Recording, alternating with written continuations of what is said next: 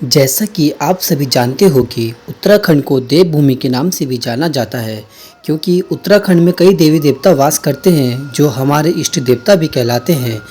जिसमें से एक है गोलू देवता, जो हम आज आपको अपने इष्ट देवता गोलजू देवता की कहानी को बताने जा रहे हैं, जो लोक कथित व लोक गाथा पर आधारित है। तो वीडियो शुरू करने से पहले अगर आपने अभी तक मेरे चैनल को सब्सक्राइब नहीं किया है तो कृपया करके मेरे चैनल को सब्सक्राइब कीजिए और बेल आइकन को दबाइए ताकि आने वाली वीडियो आपको तुरंत मिल सके।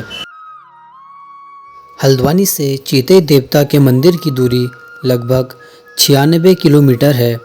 चलिए वीडियो को शुरू करते हैं। बहुत साल पहले ग्वालियर कोट चंपावत में झालू राय का राज था। उनकी 7 रानियां थीं। राज्य में चारों ओर खुशहाली थी। राजा अपनी प्रजा का हर समय ध्यान रखता था। हर तरफ खुशहाली होते हुए भी राज्य में एक कमी थी। वो कमी थी कि राजा की 7 रानियां होते हुए भी उनका कोई पुत्र नहीं था। इस वजह से राजा हर वक्त दुखी रहने लगा।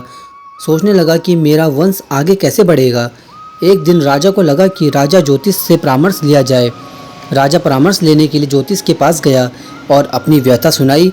राजा की बात सुनकर ज्योतिषी ने सुझाव दिया कि आप भैर महाराज को प्रसन्न करें, आपको अवश्य ही संतान सुख प्राप्त होगा। ज्योतिषी की बात मानते हुए राजा ने भैरव पूजा का आयोजन किया। गोलू देवता का मंदिर भैरव जी महाराज को प्रसन्न करने का प्रयास किया। भैरव जी महाराज ने राजा को सपने में दर्शन दिया और कहा कि आपके भाग्य में संतान सुख नहीं है, अतः मैं स्वयं आपके पुत्र के रूप में जन्म लूँगा। इसके लिए आपको 8वीं शादी करनी होगी, जिससे आपको पुत्र की प्राप्ति होगी। अब राजा सुबह उठा, बहुत प्रसन्न हुआ और अपनी 8वीं रानी की तलाश में लग गया। एक दिन राजा शिकार के लिए जंगल की ओर निकला। शिकार को ढूंढते ढूंढते बहुत दूर निकल गया। जब राजा को पानी की प्यास लगी तो राजा ने सैनिकों को पानी लाने के लिए भेजा।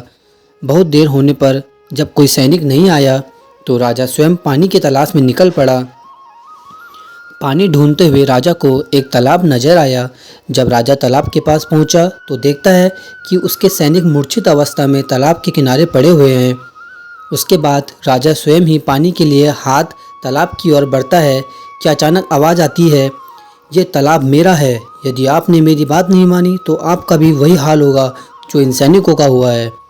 तब राजा ने जब सामने देखा तो एक बहुत सुंदर नारी खड़ी थी। राजा ने उस नारी कहा कि शिकार के लिए जंगल की ओर निकला था और शिकार करते करते बहुत दूर निकल गया। जब पानी की प्यास लगी तो मैंने सैनिकों को पानी लेने के लिए भेजा। राजा ने परिचय देते हुए कहा कि मैं चंपावत का राजा झालू राय हूँ। तब उस नारी ने कहा कि मैं पंचदेव देवताओं की बाहें कलिंगा हूँ। अगर आप राजा हैं तो बलशाली भी होंगे। जरा उन 2 लड़ते हुए भैंसों को छुड़ाओ, तब मैं मानूंगी कि आप गढ़ी चंपावत के राजा हैं। तो राजा ने जब उन भैंसों को लड़ते देखा तो कुछ समझ नहीं आया कि कैसे छुड़ाया जाए। राजा ने हार मान ली। उसके बाद नारी स्वयं जाके उन भैंसों को छुड़ाया। राजा ये सब देखकर आश्चर्यचकित हो गया। उस नारी के इस करतब पर तभी वहाँ पंचदेव पधारे और राजा ने उनसे कलिंगा का विवाह प्रस्ताव किया। पंचदेव ने मिलकर कलिंगा का विवाह राजा के साथ कर दिया और राजा को पुत्र प्राप्ति का आशीर्वाद दिया। कुछ समय बीतने के बाद राजा की 8वीं रानी गर्भवती हुई। एक बात राजा की दूसरी रानी को पसंद नहीं आई। रानियों ने सोचा कि यदि इसका पुत्र हो गया तो हमारा मान कम हो जाएगा और राजा भी हमसे अधिक प्रेम नहीं करेगा और ज़्यादा प्रेम इससे ही करेगा। तो उसके बाद रानियों ने योजना बनाई कि उस रानी के पुत्र को जन्म लेते ही मार देंगे। जब पुत्र का जन्म होने वाला था तो 8वीं रानी की आंखों पर पट्टी बांध दी गई और जैसे ही पुत्र का जन्म हुआ तो उसको गौशाला में फेंक दिया और रानी के सामने सिलपट्टा, जो कि एक मसाले पीसने वाला होता है, उसको रख दिया। जब रानी ने देखा कि उसका पुत्र नहीं सिलपट्टा हुआ है तो रानी बहुत दुखी हुई। उस बच्चे को गौशाला में फेंकने के बाद भी वह जिंदा था। 7 रानियों ने फिर उसे एक बक्से में बंद करके नदी में फेंक दिया। बक्सा नदी में तैरता हुआ एक मछुआरे के जाल में फंस गया। जब मछुआरे ने बक्सा खोला तो उसमें एक प्यारा बच्चा था।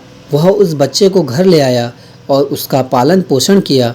मछुआरे ने उस बालक को एक काठ, जो एक लकड़ी का होता है, उसका एक घोड़ा दिया। बालक उस घोड़े को रोज पानी पिलाने के लिए नदी पर लेके जाता था। उसी नदी पर राजा की 7 रानियां भी आया करती थी।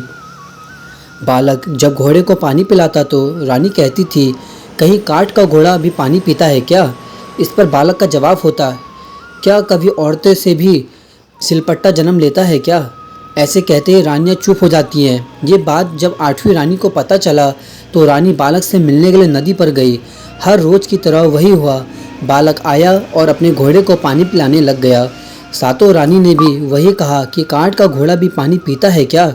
बालक ने कहा, क्या कभी औरत से भी सिलपट्टा जन्म लेता है क्या? ये बात कहती 8वीं रानी बोली, तुम ऐसा क्यों कह रहे हो बालक? बालक ने रानी को पूरी बात बताई कि किस तरह मुझे मारने की कोशिश की गई। ये बात जब राजा को पता चली तो राजा ने सातों रानियों को फांसी देने का हुक्म दिया। वह बालक बड़ा होकर एक न्यायप्रिय राजा बना और आज भी उन्हें भगवान के रूप में पूजा जाता है।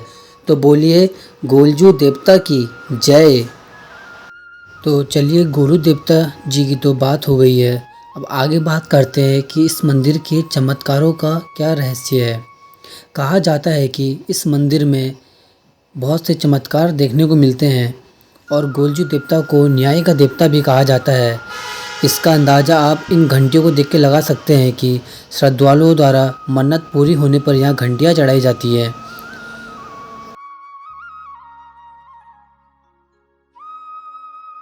यहाँ लोग देश विदेशों से अपनी इच्छाओं के लेके यहाँ पर आते हैं और यहाँ मन्नतें पूरी होती हैं। अब बात करते हैं यहाँ की मंदिर की कि मंदिर में कहाँ से प्रसाद लें। तो आप मंदिर के द्वार से ही प्रसाद ले सकते हैं। यहाँ पर आपको कई दुकानें देखने के लिए मिल जाएंगी, जैसे कि आप अभी इस वीडियो में देख सकते हैं। मैं आशा करता हूँ कि आपको ये वीडियो बहुत अच्छी लगी होगी। अगर आपको अच्छी लगी तो ज़्यादा से ज़्यादा इस वीडियो को शेयर कीजिए अपनी प्रियजनों में। तो